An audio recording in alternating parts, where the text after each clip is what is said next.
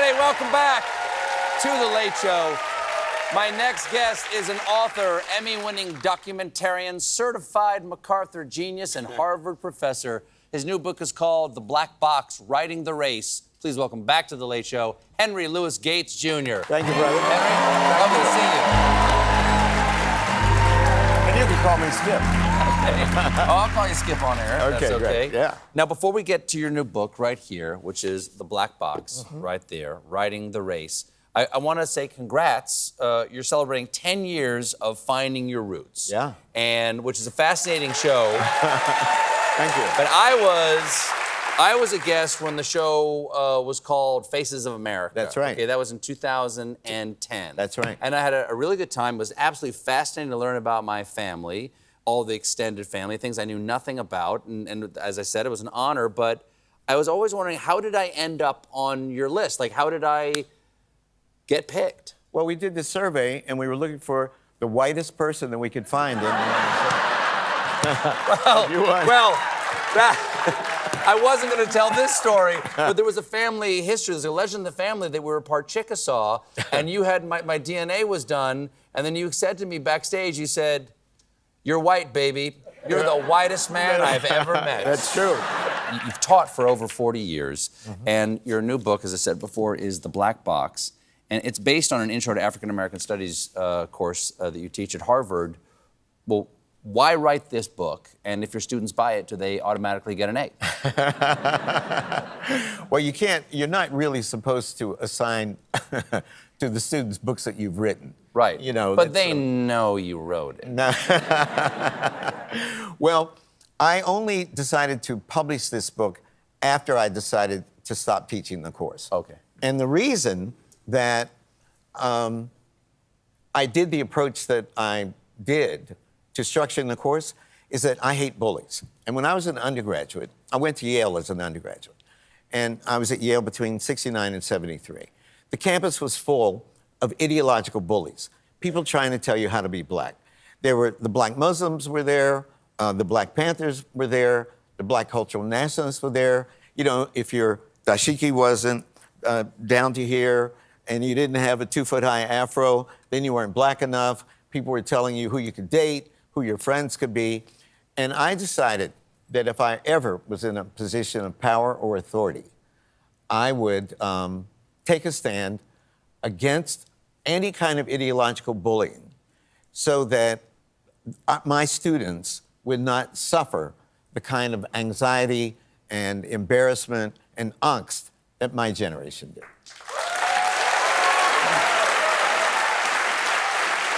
Well, I'm curious what the black box is. Is that a literal box? Is that a metaphorical box? What is it a data recorder? What is this? Well, you know, a black box, a data recorder, okay, is something we can't see inside, right? You can see that it has outputs, it has inputs, but its internal workings are not comprehensible. And that is the metaphor that I use for the world that our ancestors were forced to form under slavery. A world separated by what W.E.B. Du Bois called a veil that separated the white world and then the submerged black world. And Du Bois said famously, "One always feels his two-ness, an American, a Negro, two warring ideals in one dark body." And it was in the black box that we were confined because of segregation, first because of slavery, then after Reconstruction, as you know so well as a South Carolinian, with the rollback of Reconstruction and the rise of Jim Crow, that's where we were relegated.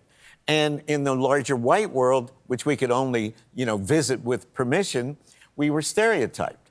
We were defined as ugly. We were defined as stupid, venal, people who, wanted to steal, potential rapists. So in the black box, we defined ourselves and created one of the world's great culture behind this color curtain, behind the veil. What does writing the race mean, though?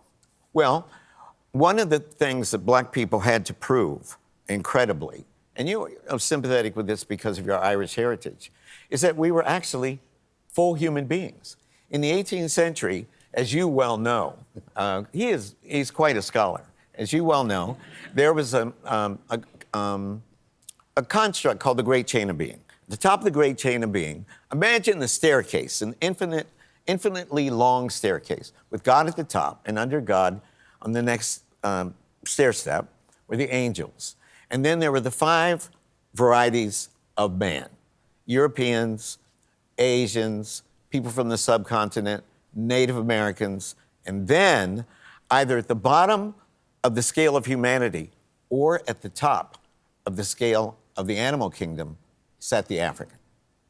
And some racist philosophers decided that Africans weren't really human beings like Europeans. And other people said that our ancestors were. So how would you tell? They decided they had to show through writing.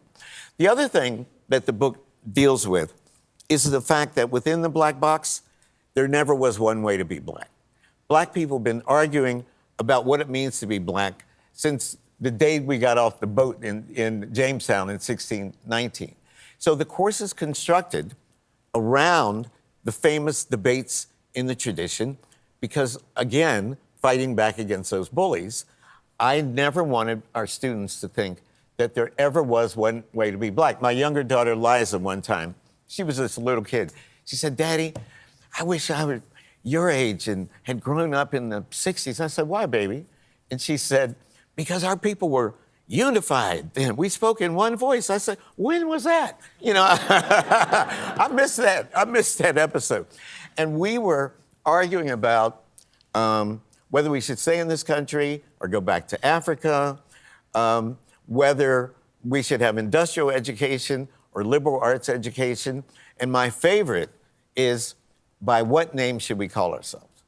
So, you know, when I was 16, we went from being Negroes to being black, right? 1966. And that's when we started wearing afros and we're very proud of our black heritage. And I thought that ours was the first generation ever to have that debate. So in my lecture about naming, it's called What's in the Name, I just read these quotes that were letters to the editor.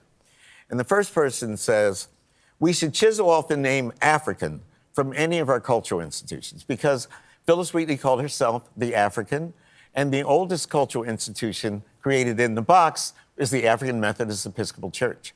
But by the early 19th century, people thought, well, that was distancing us too far from the white Americans that we want to integrate with. So the first statement says, we got to chisel off the word African. The next person says, "I think you're right, we should be colored, because that's less a distance from white than black is."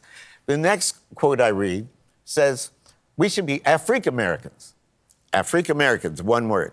The next person said, "African-American is the ugliest word I ever heard in the English language." And then at the end, I look up and I tell the kids, each of these statements was written between 1831 and 1845. Wow. So we have always had a diversity of opinion. And the last thing that I say to the class is that if there's only one thing that you remember from any of my lectures about anything that I've said, I hope that it's this. If there are 47 million African Americans, that means there are 47 million ways to be black. Don't let a bully ever tell you how to be black. And that's it. Skip, thank you so much for being here. Thank you, buddy. The Black Box, Riding the Race, is available now. Henry Louis Gates, everybody. We'll be right back.